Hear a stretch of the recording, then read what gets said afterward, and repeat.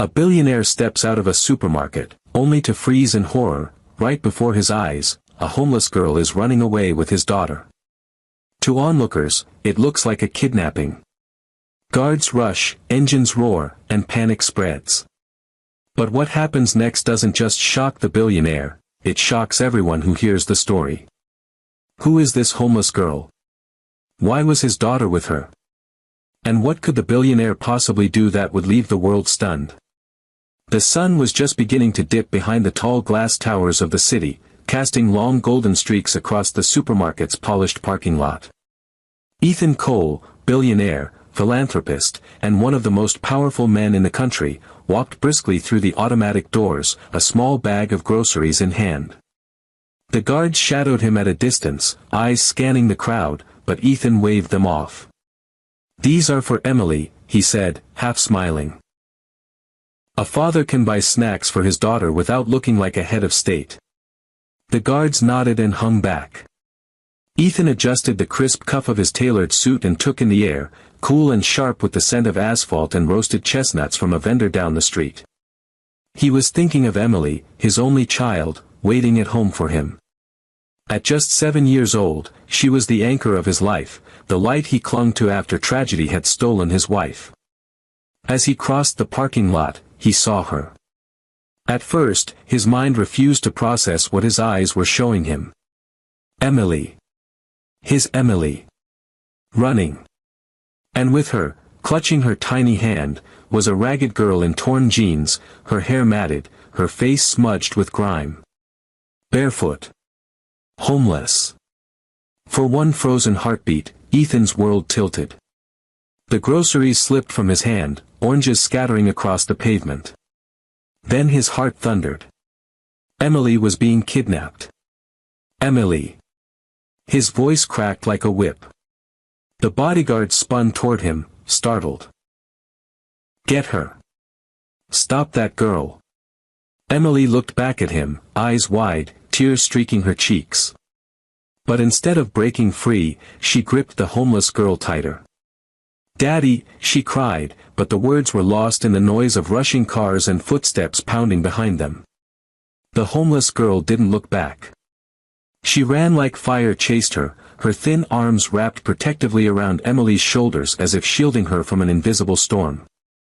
Behind them, 2 large men pushed through the crowd, their eyes locked on the girls, their strides menacing and determined. Ethan's stomach lurched. Who were they? Were they accomplices? Were they all part of this? His vision blurred with fury. "Don't just stand there," he barked at his men. "Chase them. Now." Engines roared as black SUVs screeched across the lot, tires screaming. Security guards sprinted, radios crackling urgent orders. Ethan himself ran, his breath tearing in his throat, his Italian leather shoes pounding the concrete. Every muscle in his body screamed one thought: my daughter. My only daughter. She's being taken from me. But as he ran, something tugged at him, something he couldn't explain. Emily's face as she looked back, those weren't the eyes of a child in terror. She wasn't trying to break free. She wasn't pulling away. She was clinging to the girl, as if to safety, not danger. Still, Ethan couldn't stop. The world's wealthiest men could lose companies, fortunes, reputations, but not their children. Not Emily. As the guards closed in on the 2 girls, Ethan felt the ground shift beneath him. In a few short seconds, he was about to learn that what he thought was a kidnapping, was something far more shocking. The parking lot erupted into chaos. Ethan's heart pounded like a war drum as he sprinted forward, his eyes locked on Emily's small frame and the ragged girl dragging her along. Security men scattered, some chasing on foot, others leaping into SUVs that roared to life. Shoppers froze, some screaming, others fumbling for phones to record the unbelievable sight of a billionaire's daughter being snatched in broad daylight. Emily's pink backpack bounced against her shoulders as she ran. Her small voice rose above the confusion: "Daddy, don't hurt her." The plea stabbed Ethan, but it didn't slow him. His mind was already racing through scenarios. Who was this girl? A decoy? A pawn in a larger plan? His wealth, his name, he had enemies, people who'd do anything to destroy him. Faster, he barked into his earpiece, his lungs burning. Block every exit. Don't let them get away. Ahead, the homeless girl's breath came in ragged gasps, her thin frame trembling with effort, but her grip on Emily never wavered. She glanced over her shoulder and saw the two men closing in, their strides long and powerful, their faces hard with intent. Her heart nearly burst. They're here. The ones from the restaurant. The ones who said they'd take her. Mia had no plan, no weapon, nothing but instinct and desperation. She tightened her grip on Emily's hand. Don't look back, she panted. Just run. Emily stumbled but obeyed, her trust absolute. She didn't understand everything, but she knew Mia wasn't hurting her. Mia was protecting her. The kidnappers shouted curses, one of them reaching into his jacket. A glint of steel flashed, the outline of a knife. Ethan saw it. His blood turned to ice. Rage swallowed his fear. They mean to harm her. Armed, he roared. They're armed. Intercept now. Two SUVs screeched into their path, doors flinging open as men in black suits leapt out, guns drawn. Shoppers screamed and scattered like birds. The kidnappers faltered, eyes darting, realizing the billionaire's resources were faster and sharper than they expected. But in the chaos, Mia veered suddenly, dragging Emily toward a narrow side street between buildings. Ethan saw them disappear into the alley, the ragged girl's bare feet slapping against the concrete. Seal the side street. Ethan shouted, his lungs heaving. He ran harder, ignoring the stitch tearing at his side. His vision tunneled on the two girls. For a moment, all he saw was Emily's hair streaming behind her, her small body clinging to someone else's. Someone who wasn't him. That image nearly broke him. He was a man who could sign checks larger than entire neighborhoods earned in a year, who commanded companies and politicians alike. Yet here he was, powerless, chasing after his daughter as she fled into the arms of a stranger. The guards closed in. Tires screeched, radios crackled, boots pounded. One way or another, this chase would end within seconds. Ethan's heart knew only one truth: if he lost Emily, he lost everything. And yet, deep inside, something whispered, the girl wasn't pulling Emily away from danger. She was pulling her out of it.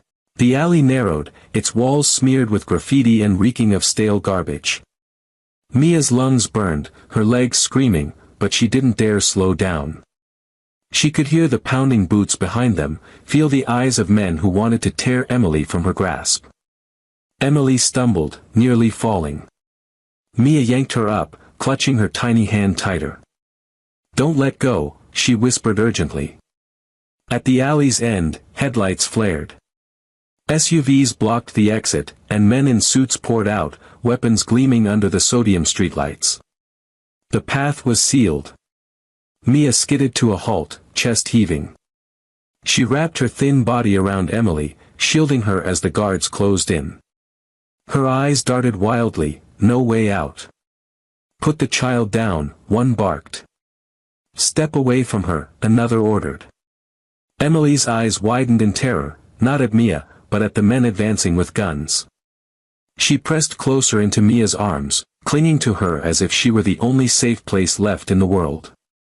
Then, Ethan himself emerged from the crowd. His face was flushed with fury, his chest heaving from the chase. His voice cracked through the night.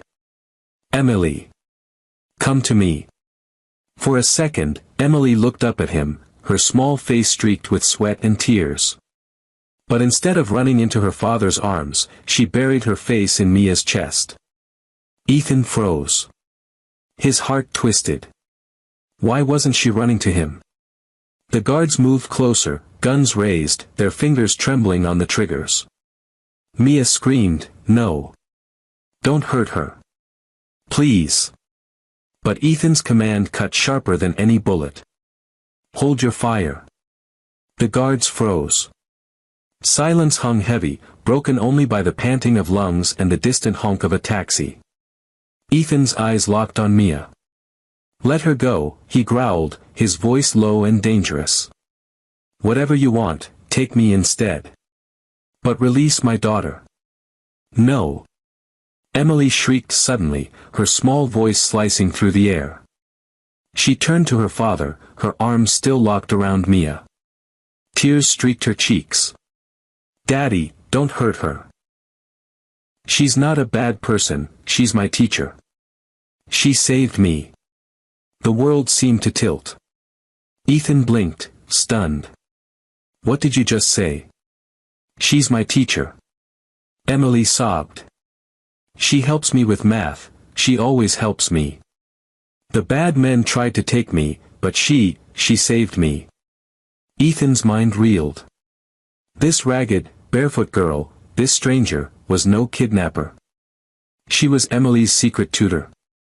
His gaze shifted from his daughter's desperate face to Mia's trembling body. The girl's thin arms were wrapped protectively around Emily, her eyes wide with fear, not of being caught, but of being misunderstood. For the first time, Ethan saw not a criminal, but a shield. Not a threat, but a savior. Behind him, his guards exchanged uncertain glances. Guns lowered slightly. The kidnappers, realizing the tide had turned, melted back into the shadows, swallowed by the chaos. Ethan took a step forward, his voice softer now, though disbelief still laced every word. You know my daughter?" Mia nodded shakily, tears brimming in her dirt-smudged eyes. "Yes," she whispered. "I know her. And I would never let them take her." In that single moment, Ethan's fury cracked. Confusion, suspicion, and a sliver of something else, respect, battled inside him. This wasn't the ending he expected. It was only the beginning. The flashing red and blue lights from police cruisers painted the alley walls. Ethan stood frozen, his mind a storm. Emily clung to Mia, refusing to let go, while his men fanned out, securing the perimeter. The kidnappers had vanished, slipping into the night like ghosts. But Ethan's thoughts weren't on the fugitives anymore. Emily's words echoed like a hammer inside his skull, "She's my teacher. She saved me." His fists clenched. If strangers were bold enough to strike at his daughter in public, then old wounds were reopening. Old enemies were stirring. And Ethan knew exactly which ghosts had crawled back into the light. 10 years earlier. The mansion was silent that night, eerily so. Ethan had come home earlier than expected from a business trip, the weight of $1 million contract heavy on his shoulders. He had intended to surprise his fiancée. Instead, he was the one surprised. The door to his bedroom stood ajar. From inside, muffled laughter and whispered promises. Ethan pushed the door open, and the world collapsed. There she was, his beautiful fiancée, in bed. With his best friend. His partner in business. For a moment, Ethan stood frozen, as though struck by lightning. His heart screamed betrayal, his mind refused to believe. The woman he planned to marry. The man he trusted with his fortune. Together. The betrayal cut deep enough to kill, but what he discovered next chilled him to the bone. Driven by suspicion, Ethan pulled the CCTV footage from his private system. What he saw, and heard, broke the last threads of his faith.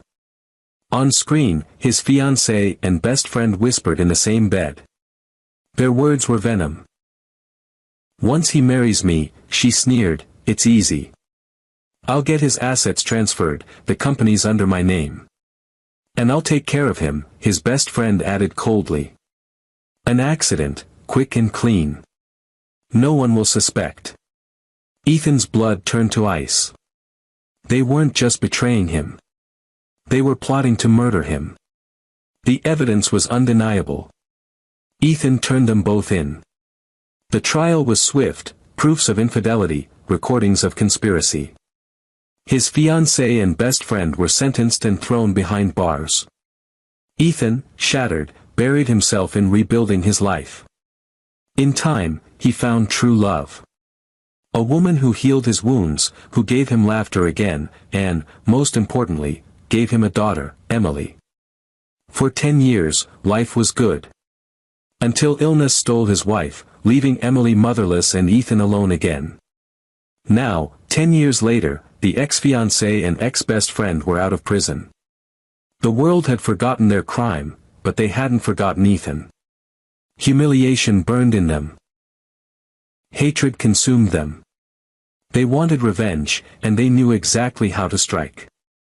They would kidnap Emily. Use her to bleed Ethan dry. Drain his companies through fake deals and scams. Break him financially. Then finish what they failed to do years ago, kill him.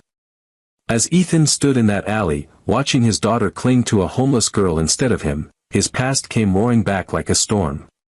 His enemies were free. They were coming for him. And they had already made their first move. The restaurant was dimly lit, a place for whispered deals and shadowy encounters.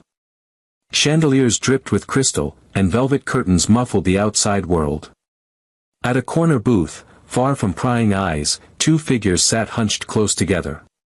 Veronica, Ethan's ex-fiancée, was no longer the dazzling beauty society remembered. Prison had stolen her glow, carving harsh lines across her once perfect face. But her eyes still burned with ambition and hate. Across from her sat Marcus, Ethan's former best friend and business partner. His hair was thinner now, his once proud shoulders slouched, but bitterness had hardened him into something dangerous.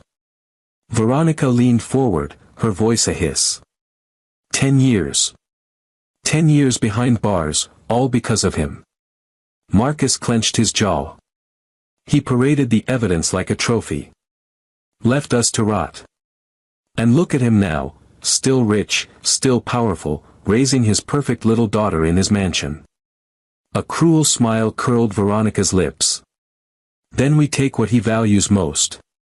The girl. Once she's in our hands, Ethan will crawl.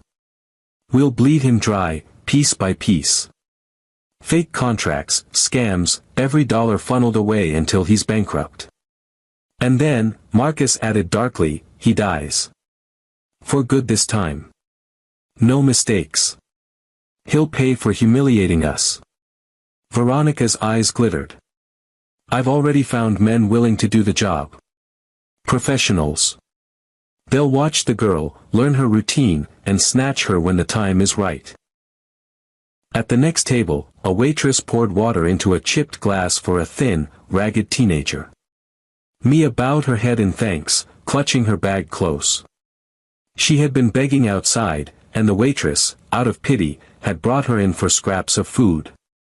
Mia kept her eyes down, but her ears caught every word drifting from the booth behind her. Her heart quickened as she overheard fragments: kidnap, the girl, ransom, fake deals, bankrupt him. Then, a name. Emily Cole. Mia froze. The sound of that name jolted her like electricity. She knew Emily. She taught Emily. The sweet little schoolgirl who came to her under the bridge for secret lessons in math, wide-eyed and eager, unafraid of her ragged clothes. Her pulse raced. These people weren't just talking about a girl. They were talking about her Emily. Mia's hands trembled as she gripped the chipped glass.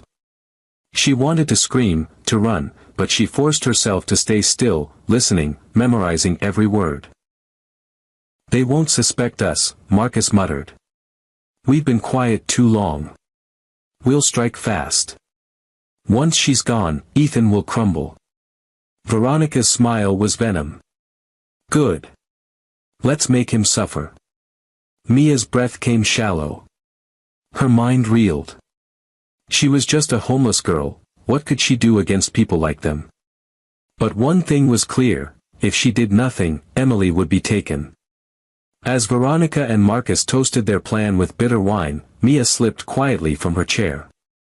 She left the restaurant trembling, her stomach empty, but her mind ablaze with determination. She had nothing. No money, no power, no allies. But she had one thing those monsters didn't, the will to protect Emily. The morning dawned bright, too bright for the darkness that lurked beneath it. Mia woke under the bridge, her stomach gnawing with hunger, her mind replaying every word she'd overheard in the restaurant. They're coming for her. They'll take Emily. All night she had wrestled with it. She was nobody, a homeless girl, ragged and powerless. Who would believe her? If she tried to warn the billionaire, would he even listen? Or would his men throw her away like trash?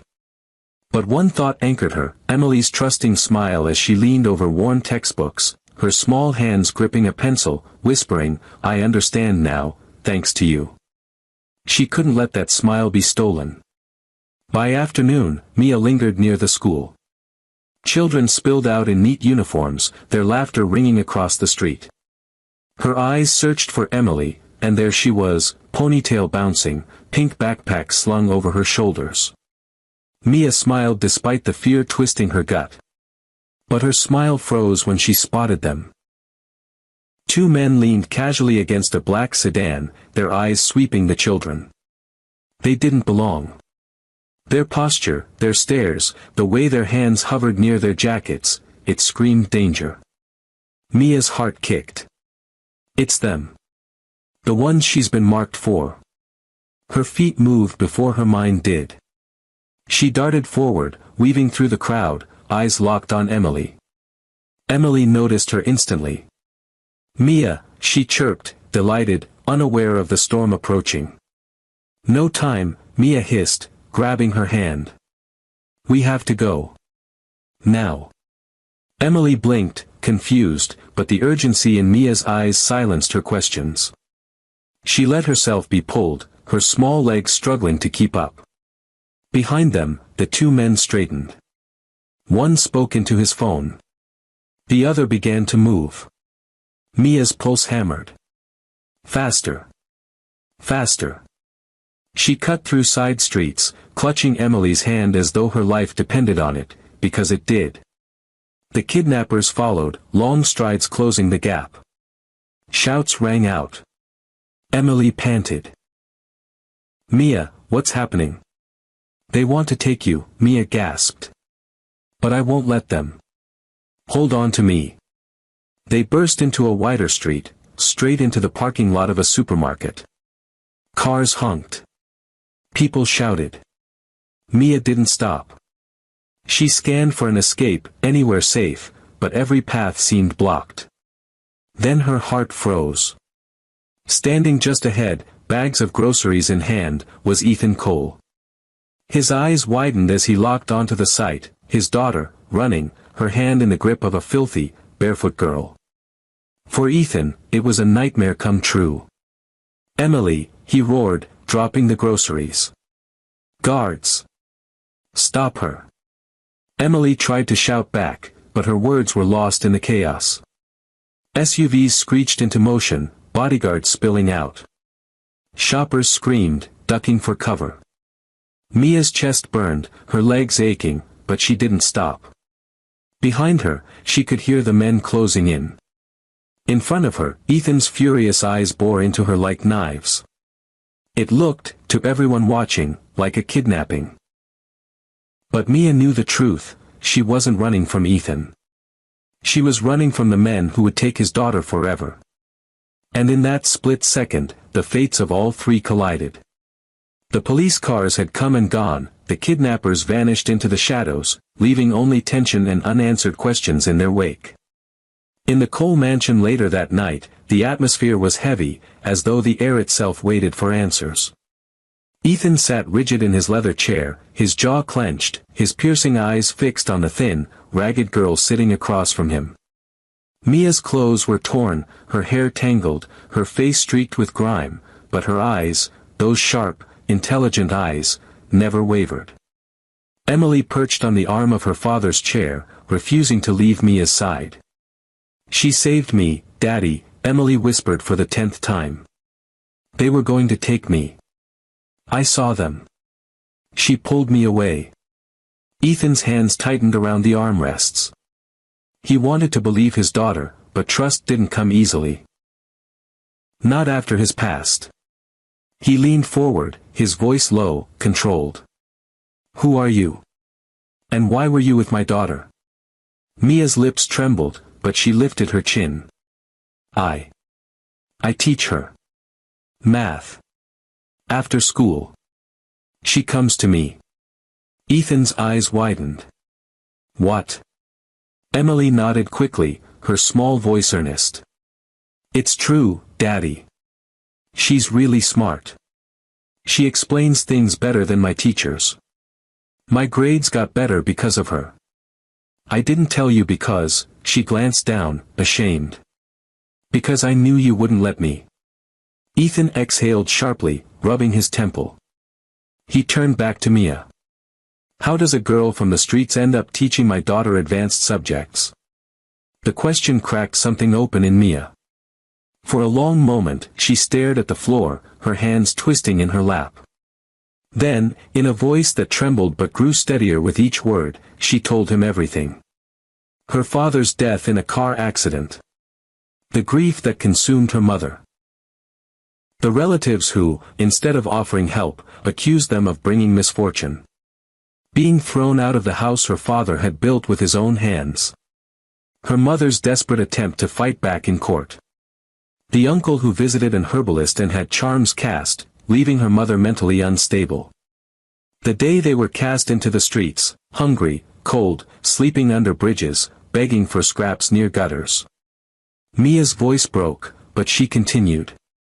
She told him about her mother's friend who found them, who admitted her mother into a psychiatric hospital and adopted Mia. How she was given a chance, school, safety, love. Her face softened at the memory. She treated me like her own. I promised myself I'd make her proud. I studied harder than anyone. But the softness shattered into pain. Mia's eyes filled with tears as she described the car accident that killed her adoptive mother on her way back from abroad. How the woman's children and relatives turned on her, calling her cursed, accusing her of witchcraft, blaming her for the tragedy. How they threw her out, stripped her of school, and cast her back onto the streets. My mother stayed in the hospital, Mia whispered, her voice breaking. No one paid for her care anymore. I tried to visit when I could. I begged. But they wouldn't let me in without money. Silence filled the study. Emily's small hand gripped Mia's, her own eyes wet with tears. Ethan sat back, stunned. For the first time, he saw the girl not as a threat, but as someone forged in fire. Broken, yes, but unbroken still. And he realized, this wasn't a coincidence. Fate had brought her to his daughter for a reason. The study was silent except for the faint crackle of the fireplace. Ethan sat back, his eyes shadowed, his mind reeling from everything Mia had confessed. He had faced betrayal, loss, and pain in his life. But hearing the tragedies layered upon this girl's short years shook him in a way he hadn't expected. Emily leaned against him, her small hand wrapped protectively around Mia's. Daddy, she whispered. She's good. She's my friend. Mia looked down, her shoulders tense. She was braced for rejection, for guards to drag her back out into the cold night. That was the way her life had always gone, every moment of hope followed by doors slammed shut. But Ethan didn't speak right away. He studied her, weighing her words, her eyes, her composure. This girl had risked everything to save Emily. She had nothing, no home, no money, no protection, yet she had stood against real danger. That kind of loyalty couldn't be bought. Finally, he exhaled. His voice was quiet, but firm. You saved my daughter's life. For that, I owe you more than words. Mia blinked, uncertain. I didn't do it for anything. I couldn't let them take her. Ethan's lips pressed into a thin line. He glanced at Emily, then back at Mia. His decision crystallized. From this day forward, you're not on the streets anymore. You'll stay here. In my house. You'll eat, sleep, and be safe. You'll go to school, with Emily. Mia's breath caught. She stared at him as though he'd spoken in a foreign tongue. What? Me? In school again? Emily's eyes lit up. She flung her arms around Mia. Yes. Oh, yes. You'll be with me every day. Ethan allowed himself a small smile, but it faded quickly. He leaned forward, his gaze steady on Mia. And your mother? You said she's in a psychiatric hospital. You'll give me the details. I'll handle everything, the bills, the treatment, whatever it takes. She'll get the care she needs until she recovers. Tears spilled down Mia's cheeks before she could stop them. She tried to speak but only a broken whisper came out. No one ever did that for us. Ethan's tone softened. Consider it a father's gratitude. Mia buried her face in her hands, overwhelmed. For years, she had been cast aside as cursed, unwanted, a burden. Now, the most powerful man she'd ever seen was giving her something she thought she'd lost forever, dignity. Thank you, she whispered, her voice cracking. I'll study harder than anyone. I'll make you proud. I promise. Emily tugged her father's sleeve eagerly. See, Daddy. I told you she's smart. She's the one who's been helping me with math all this time. That's why my grades got better. Ethan's eyes widened slightly at the confession. The billionaire who had spent fortunes on elite tutors realized the person who had truly reached his daughter was a girl from the streets. A wry chuckle escaped him. Life does have a way of humbling us, doesn't it? That night, the household shifted. Guards were instructed, rooms prepared, paperwork initiated. The Cole mansion would now shelter not one daughter, but two. And for the first time in years, Mia closed her eyes in a warm bed, not under a bridge. The following Monday morning was like no other in Mia's life.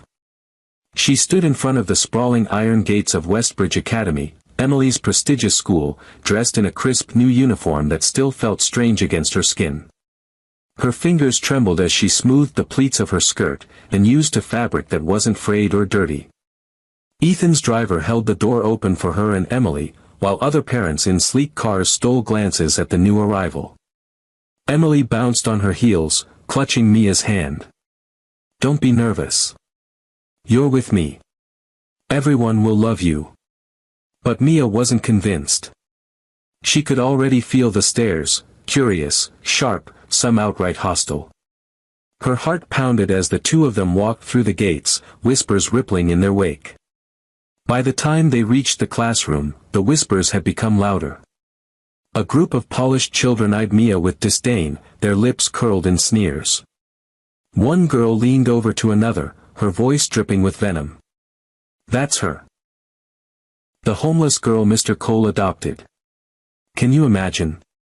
Sitting in class with us. Mia's cheeks burned, but she kept her head high. She'd been through worse. At lunch, the cruelty sharpened. A boy deliberately knocked her tray from her hands, sending food splattering across the polished cafeteria floor. Oops, he said, smirking. Guess you're used to eating off the ground, aren't you? Laughter erupted around him. Emily shot to her feet, her small fists balled. Stop it. She's smarter than all of you put together. But the mockery continued. Every day, Mia faced insults whispered in hallways, cruel notes slipped into her locker, and icy glares from parents waiting at pickup. To them, she didn't belong, not in their world of wealth and privilege. The opposition wasn't limited to children. Word spread quickly among the parents, many of whom were shareholders or board members in Ethan's companies. At the next board meeting, one father, a sharp-jawed businessman, voiced what others had been whispering. Ethan, he said bluntly, with respect, bringing that girl into your home and this school, it's bad optics. She's a street rat. Do you really want her associated with your name, your daughter, your company? A murmur of agreement rippled around the table. Some tried to mask their disgust with polite language, but the sentiment was the same. They wanted Mia out. Ethan leaned back in his chair, his eyes cold as steel. Gentlemen, and ladies, let me make this clear. Mia is legally my daughter now. She will attend Westbridge. She will live in my home. And anyone who has a problem with that is free to resign from this board. Silence fell. No one dared challenge him further. Back at school, Mia threw herself into her studies with relentless focus. Every insult became fuel, every glare a reminder of what she had to prove. She studied late into the night, pages of notes covering her desk. Emily often sat beside her, watching in awe as Mia tackled complex equations and scientific theories far beyond their grade level. Someday, Emily whispered one evening, they'll all see how amazing you are. Mia smiled faintly, though pain lingered in her eyes. Someday isn't good enough. I'll make them see now. And with that, she resolved not just to survive Westbridge Academy, but to conquer it. Westbridge Academy's halls had never seen anyone like Mia. She sat in the same classrooms as the privileged children who mocked her, but where they coasted on wealth and tutors, Mia pushed herself with a hunger born from years of survival. Every problem was a challenge to conquer, every page of her books a battlefield where she refused to lose. At first, teachers were skeptical. Some raised their brows at the Billionaire's charity project. But skepticism soon turned to awe. Mia's hand shot up in every class, her answers not just correct but elegant, explained with clarity that stunned even the professors. Math problems that left others scratching their heads she solved in minutes. In science labs, where others struggled with formulas, she improvised experiments that worked better than the manuals. Her reputation spread. Some mocked her still, but more began to respect her brilliance. Emily beamed with pride, bragging to anyone who'd listen, "That's my sister." It wasn't long before Mia was selected to represent the school at the International Youth Academic Competition. The contest was grueling, drawing prodigies from across the globe. She carried not just the weight of Westbridge but the sneers of those waiting for her to fail. On stage in Geneva, under the blazing lights, Mia's mind danced through questions on physics, engineering, medicine, and mathematics. Competitors faltered, but Mia stood steady. Each round, she advanced, her answers sharper, her logic unbreakable. When the final buzzer sounded, her name lit up the scoreboard, champion. The audience erupted. Emily's cheers echoed loudest, and Ethan, watching from the VIP box, felt something swell in his chest, pride deeper than anything he'd known in business. But Mia didn't stop there. Her mind was restless, hungry for more. Late at night, in the quiet of the Cole mansion, she poured herself into research. She devoured books on biology and chemistry, scribbling formulas and sketches until her fingers cramped.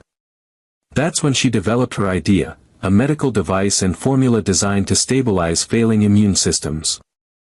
Inspired by her mother's illness and the countless untreated patients she'd seen on the streets, Mia's project wasn't just theoretical, it worked. She tested it in school labs, refined it, perfected it. News of her invention spread, first in scientific circles, then through the media. When a sudden illness struck the president of the country, his doctors, desperate, turned to Mia's breakthrough. Against all odds, it worked. The president recovered swiftly, shocking the nation. Within days, Mia's name was everywhere. Newspapers hailed her as a homeless prodigy turned savior. Talk shows demanded her interviews. World leaders praised her ingenuity. One morning, a convoy of black cars rolled up to the Cole mansion. The president himself stepped out, flanked by aides. He shook Ethan's hand, but his eyes sought Mia. "You saved my life," he said, his voice rich with sincerity. "You've given me more time with my family, with my country. For that, you have my eternal gratitude." Mia bowed her head, overwhelmed. "I just wanted to help." The president smiled. "And help you will. From today, you have a full scholarship to any university in the world. My office will fund your research, and I will personally ensure every door you need is opened." Politicians and billionaires echoed the president's promise, pledging support, partnerships, and investments. The girl who once begged for scraps under bridges was now courted by the world's elite. Ethan watched silently, his chest tight. He had built empires, but what Mia had built, through genius, pain, and resilience, was something money alone could never buy. For Mia, it wasn't about fame. It was about proving she wasn't cursed, wasn't unlucky, wasn't worthless. She was destined for greatness. And now, the whole world knew it. Despite the whirlwind of success, competitions won, global headlines praising her, the president himself thanking her, Mia's heart could not rest. In the quiet moments of triumph, the old wounds returned, whispering reminders of where she had come from. The faces of her father's relatives haunted her, the cruel sneers when they called her bad luck, the day they threw her and her grieving mother out of the house, the venom when they blamed her for every tragedy that followed. Worst of all was her uncle, the man who, instead of protecting her mother, had visited an herbalist to curse her into madness. No amount of medals could erase those scars. One evening, as the family gathered in the Cole mansion, Mia sat across from Ethan, her hands clasped tightly. Emily leaned against her, half asleep after a long day, but Mia's eyes were wide awake, burning with determination. "Mr. Cole," she said quietly, though her voice carried the weight of steel. "I need your help.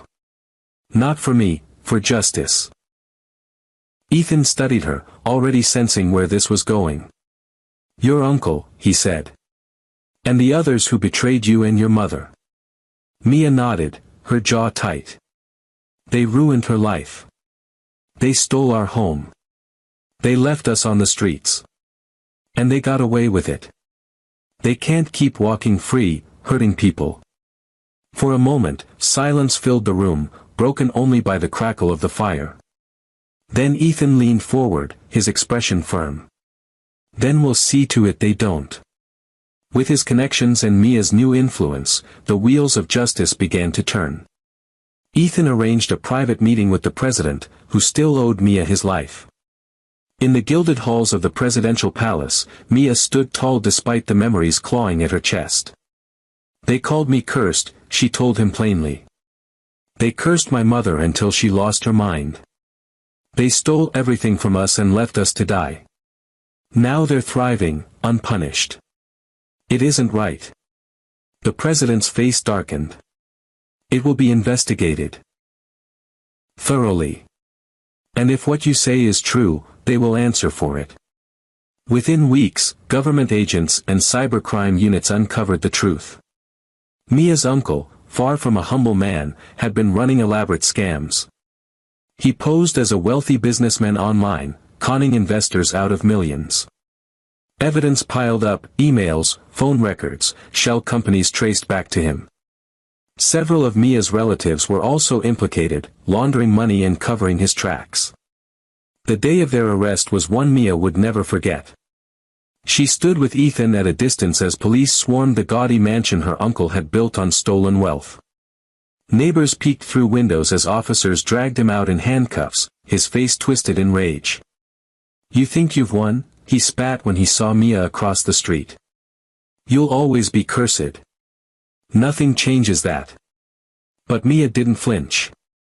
She stood straighter, her eyes steady.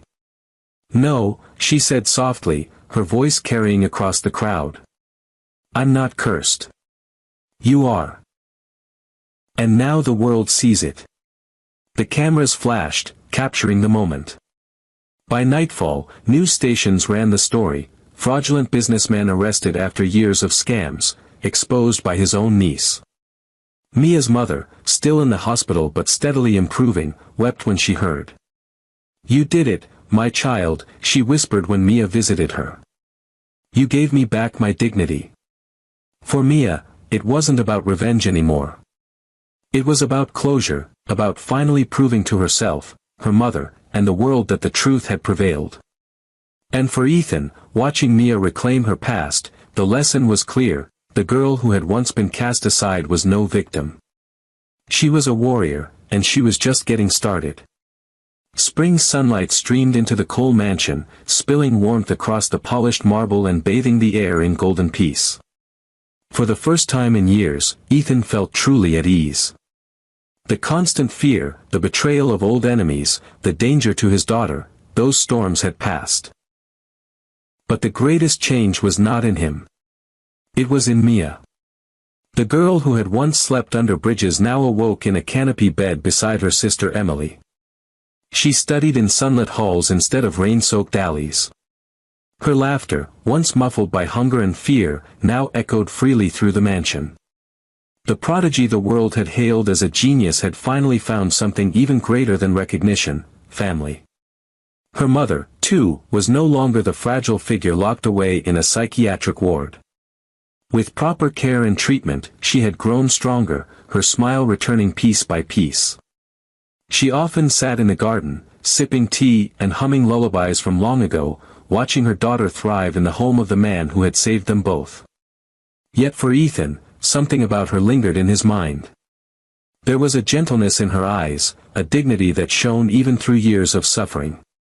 One evening, as they sat together in the garden, he noticed a glimmer around her neck. A necklace. It was silver, worn from age, but engraved with a name he hadn't spoken aloud in decades. His chest tightened. He reached out slowly, his hand trembling. "This necklace, where did you get it?" Mia's mother touched it gently, her face clouding with memory. "It was given to me when I was a child. By a woman who found me when I was lost. She adopted me. She told me she reported me to the police, that they searched for my family, but no one came. I grew up as her daughter. This necklace, it was the only thing I had left from before." Ethan's breath caught. His vision blurred. The world tilted back to a nightmarish memory. He was just a boy, his baby sister 3 years old. They had been on a trip when she disappeared. His parents had searched frantically, desperate to find her, but tragedy struck before they could. On the second day of their search, their car crashed. Ethan was left orphaned, grieving not only for his parents but also for his sister, lost forever. The necklace. His parents had bought 2 identical ones. One for him, one for her. For years, Ethan had worn his, clutching it during sleepless nights, the last reminder of the sister he never stopped searching for. And now, here it was, its twin, hanging from the neck of Mia's mother. Could it be? That night, Ethan could not sleep. His heart thundered with possibility and fear. He confided in his closest friend, Dr. Alistair Gray, the psychiatrist who had treated Mia's mother. Quietly, he asked for the impossible, a DNA test. It had to be discreet. If it wasn't true, he didn't want to raise false hope. Days passed in unbearable tension. Finally, Dr. Gray arrived with a sealed envelope. Ethan's hands shook as he broke it open. His eyes scanned the words, his breath catching. Positive. Mia's mother was his sister. His lost sister. Tears blurred the letters on the page. All those years of searching, all those prayers whispered into the void, the endless grief, answered at last. Fate had returned her to him in the most extraordinary way. When he revealed the truth to her, she wept, covering her mouth with shaking hands. "All this time, you're my brother." "Yes," Ethan whispered, his voice breaking. "I never stopped looking for you. I thought I'd lost you forever." Mia's tears fell freely as she clung to her mother. Emily gasped, then flung her arms around them both. "That means Mia is really my cousin. My sister and my cousin." Laughter and sobs mingled as the truth sank in. The bond that had begun in tragedy and chance was now sealed by blood. News of the revelation spread quietly among close friends but never made it to the press. Ethan wanted this treasure kept within the family, unspoiled by cameras and headlines. To the world, Mia remained the prodigy who saved the president and dazzled international competitions. But to Ethan and Emily, she was more, family restored, destiny fulfilled. The Cole mansion, once echoing with loneliness after Ethan's wife's death, now overflowed with warmth. Emily and Mia studied together, played together, sometimes fought like sisters but always reconciled quickly. Ethan's sister, no longer just Mia's mother but his own flesh and blood, helped oversee the household, her laughter returning in bursts that filled the halls. Evenings often ended with the four of them gathered by the fire, Ethan listening as the two girls debated equations or shared dreams of the future.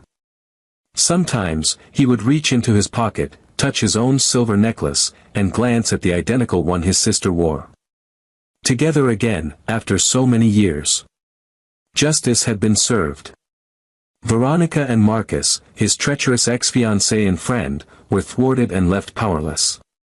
Mia's cruel uncle and relatives were imprisoned for fraud, their empire of lies collapsed.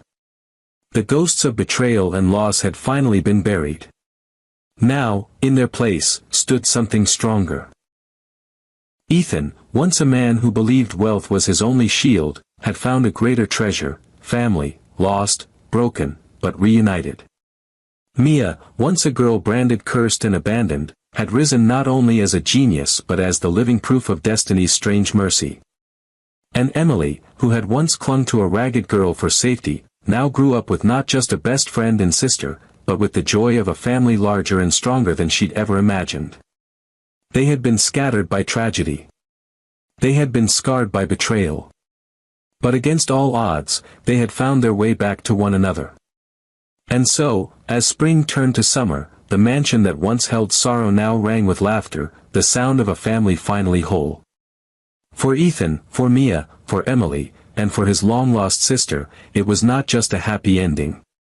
It was the ending they had been waiting for their entire lives.